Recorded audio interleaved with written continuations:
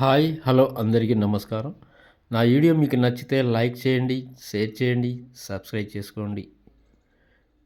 మిరప తోటలో అనేక రకాలైన ఇబ్బందులు, అనేక రకాల సమస్యలతో రైతన్నలు చాలా రకాలుగా అయితే ఇబ్బంది పడుతున్నారు. కానీ ఈ ఎర్రనల్లి అటాకు, బ్లాక్ థ్రిప్స్ గనక మనం చూస్తే మాత్రానికి పైన కొనలు మాడిపోవడం, అదేవిధంగా పూత మాడిపోవడం అలా జరిగినప్పుడు ఏందంటే, ఈ రేషన్ బాన్ అనే మందు కొట్టేటప్పుడు ఏందంటే, దీనికి మంచిగా పనిచేస్తుంది.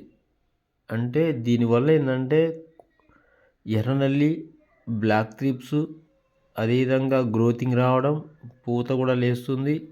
అదేవిధంగా ముడత కూడా పోతుంది. ఓవరాల్‌గా చూసుకుంటే మాత్రానికి ఈ మందులో ఉన్న ప్రత్యేకత ఏందంటే మంచిగా పనిచేస్తుంది. అయితే ఈ మందులో నేను పూత లేవడానికి డబుల్ అనేది కలిపాననమాట.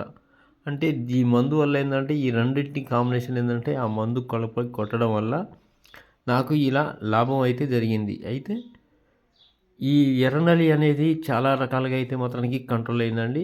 నేనైతే కొట్టాను. ఎందుకంటే మీరు రిజల్ట్ కూడా చూడవచ్చు. ఒకటేందంటే ఒక మందుని మనం చెప్పేటప్పుడు రైతులకి యూజ్ అవుతుందా? ఉందా? లేదా? అనేది మాత్రానికి చూపించడం జరుగుతుంది.